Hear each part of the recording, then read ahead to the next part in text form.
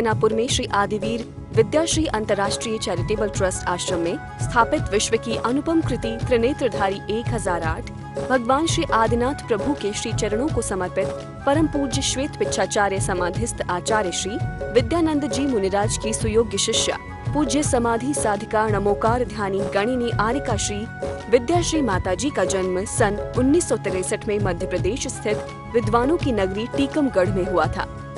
पूज्य आरिका श्री विद्याश्री माताजी उनकी गृहस्थ जीवन की जुड़वा बहन है। पूज्य गुरुमां अपनी उम्र के काफी आगे के पायदानों पर पहुंचने के बाद भी अथक अविरल रूप से कठिन साधना करते हुए मोक्ष मार्ग की ओर प्रशस्त रहीं और उनकी करुणाएं देखते हुए हर किसी को ऐसा प्रतीत होता कि अपने साथ साथ अनेक संसारी जीवों के लिए मोक्ष का मार्ग प्रशस्त करना उनका परम लक्ष्य है। और ये सब हो भी क्यों ना, क्योंकि पूज्य आरिका श्री विद्याश्री जैन जगत की श्रेष्ठ आरिकाओं में से एक थी। तभी तो इनकी धर्म के प्रति निष्ठा और समर्पण को देखकर कालांतर में इन्हें पूज्य राष्ट्र संत आचार्य श्री विद्यानंद जी महाराज ने गणिनी पद से विभूषित किया। उम्र बढ़ने के साथ ही पूज्य आरिका श्री का शरीर शिथिल होने लगा और लगातार स्वास्थ्य में गिरावट होने के फलस्वरूप 8 मई 2021 को अपने नश्वर शरीर का ममत्व त्यागते हुए पूज्य गुरुमां ने जीवन की अंतिम बेला में आधि व्याधि और उपाधि से मुक्त होकर शांत भाव से इस नश्वर जगत का परित्याग कर दिया। दिगंबर जैन आरिका परंपरा की ये उत्कृष्ट परिणति थी। आपका पार्थिव शरीर भले ही विसर्जित हो गया हो, परंतु आपके ज्ञान और वैराग्य की ज्योति निरंतर प्रकाशित होती रहेगी और आने वाले हर साधक का मार्ग आलोकित करती रहेगी। पूज्य गुरुमां नमोकार ध्यानी गणिनी आरिका श्री विद्याश्री माताजी के श्री चरणों में शत शत नमन, कोटि कोटि वंदन। जय जिनेंद्र बंधुओं, अभिनंदन है आप सभी का इस विशेष प्रस्तुति श्रृंखला में, जिसमें आप प्रतिदिन देख रहे हैं सुप्रसिद्ध तीर्थ हस्तिनापुर के श्री आदिवीर विद्याश्री अंतर्राष्ट्रीय चैरिटेबल ट्रस्ट साधना शिवोदय आश्रम में विश्व की अनुपम कृति त्रिनेत्रधारी 1008 भगवान श्री आदिनाथ प्रभु के श्री चरणों में 16वीं बार आयोजित 41 दिवसीय संकट हरण श्री नमोकार महामंत्र विधान एवं जप अनुष्ठान की मनोरम दृश्य। यह भव्य कार्यक्रम परम पूज्य श्वेत पिच्छाचार्य समाधिस्थ आचार्य श्री विद्यानंद जी मुनिराज की शिष्या देव सहाय समाधिस्थ 105 गणिनी आरिका रत्न गुरुमां विद्याश्री माताजी के मंगल आशीर्वाद से एवं ज्योतिर्विद आरिका रत्न श्री विद्याश्री माताजी के पावन सानिध्य में एवं जिन भक्त बाल ब्रह्मचारी इंद्र कुमार इंद्र भैया जी के कुशल निर्देशन में और बाल ब्रह्मचारिणी राजकुमारी दीदी, बाल ब्रह्मचारिणी रजनी दीदी, बाल ब्रह्मचारिणी संध्या दीदी, बाल ब्रह्मचारिणी सोनिया दीदी एवं सौरभ भैया जी की उपस्थिति में सानंद संपन्न हो रहा है। इस महामंगलकारी विधान में प्रतिदिन भक्ति और श्रद्धा के रंग में रंगे अनेकों मंगलमय भव्य दृश्य प्रकट हो रहे हैं। आज आप देखने जा रहे हैं इस महामंगल विधान के 8वें दिन के मंगलमय दृश्य। कार्यक्रम का प्रारंभ करते हुए सभी भक्त विश्व की अनुपम कृति 1008 त्रिनेत्रधारी भगवान आदिनाथ के समक्ष पूर्ण भक्तिभाव से श्री जी का अभिषेक किया गया।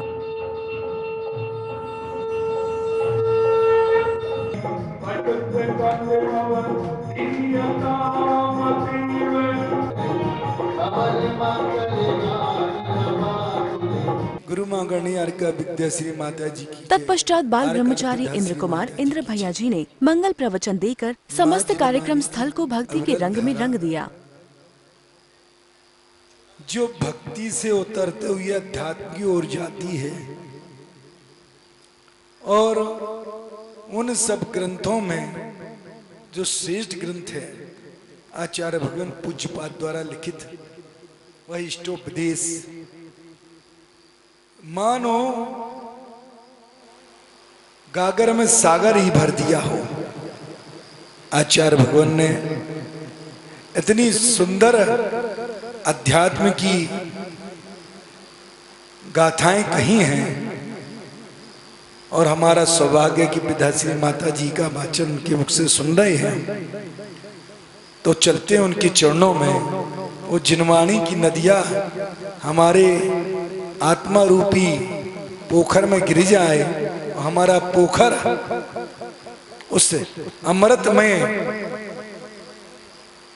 वाणी से भर जाए और उसके भरने से ये आत्मा परमात्मा तत्व की ओर बढ़ जाए, इस भावना के साथ माता जी के चरणों में बार बार नमन करते हैं और हमें उस जिरवाणी की वाणी सुनाए जो हमारी आत्मा का कल्याणी हो। बोलो आर्कन विद्याश्री माता जी की जय। मंगल प्रवचनों के उपरांत भगवान की शांति धारा की गई।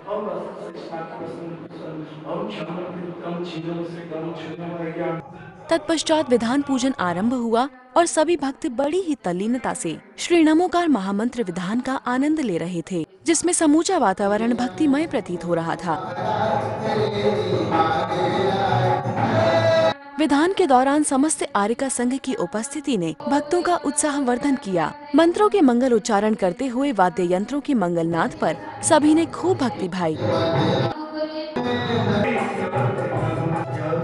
तदुपरांत श्रद्धालु श्रावक श्राविकाओं ने हाथों में जगमगाते दीपक लिए मंगलमय महाआरती की।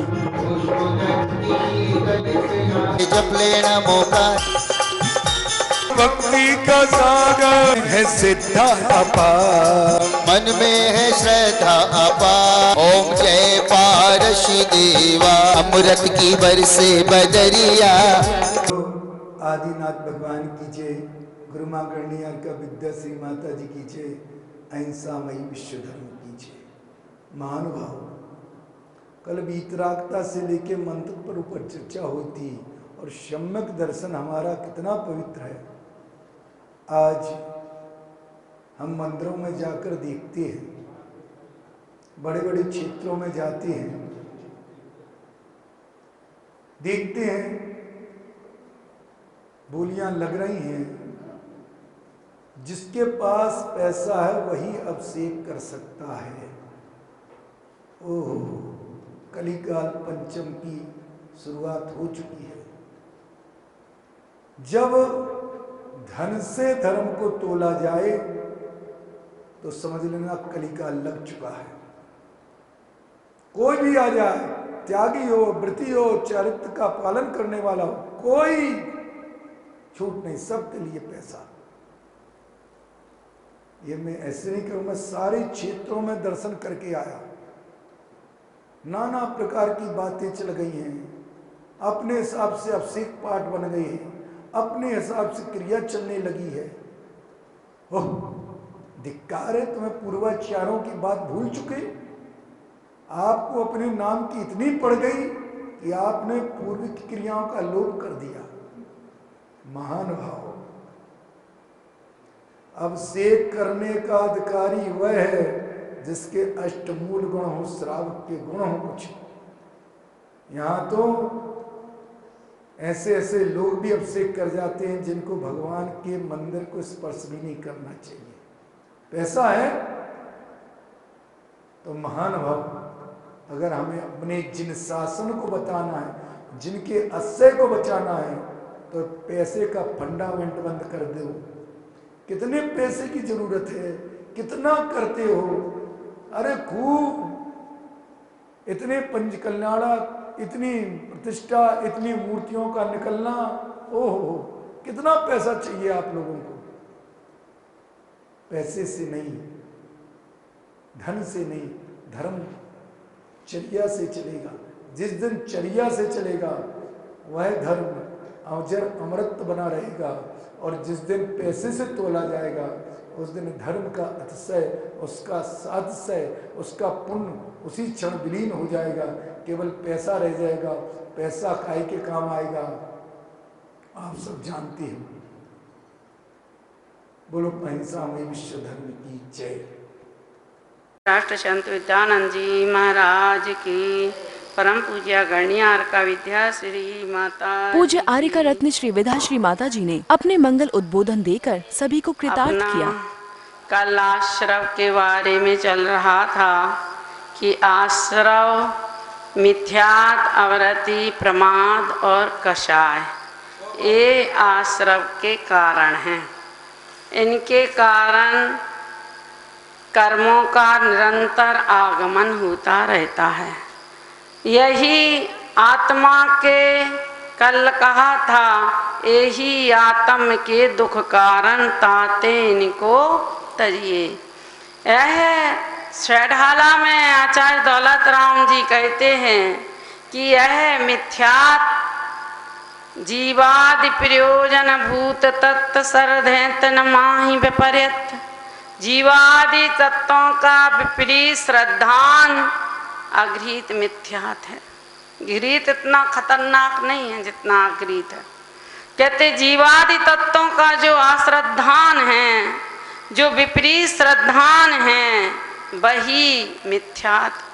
और मिथ्यात् अवरति, 5 पापों में प्रवृत्ति को अवरति कहते हैं। अवरति प्रमाद, आलस को प्रमाद नहीं कहते हैं। यहाँ उत्साह ना होना, धार्मिक क्रियाओं में उत्साह ना होना। अब कह भैया मंदिर चलो, चल तो रहे। अब मंदिर चलो तो बैठे तो हैं भगवान, भगे थोड़ी जा रहे हैं, भगवान तो बैठे हैं। अब से करवे चलो भैया, अरे हो तो जान दो अब से, हम तो एक प्रतिमा विराजमान करके अब से कर लेंगे। यही सबसे बड़ा उत्साह ना होना ही प्रमाद है। कहते जैसे एक गाय लगाने वाला बछड़ा गाय को लगाने वाले को देखकर उछल कूद करने लगता है, कब वो छोड़े और कब हम माँ के पास जाएं। ऐसे ही अंतरंग में जब तक तुम्हें उत्साह नहीं होगा तब तक ये प्रमाद है। अनुत्साह को प्रमाद कहा है, सोने को आलस को प्रमाद नहीं कहा। उत्साह ना, अंदर से जुनून ना होना ही, ये अनुत्साह होना ही प्रमाद है। प्रमाद मिथ्यात् अवरति अरु कसाय। कसाय कहते जो आत्मा को कसे, दुख दे, अर्थात जो अपने जीवन का विकास ना होने दे। विकास में जो बाधक हो वह कसाय है।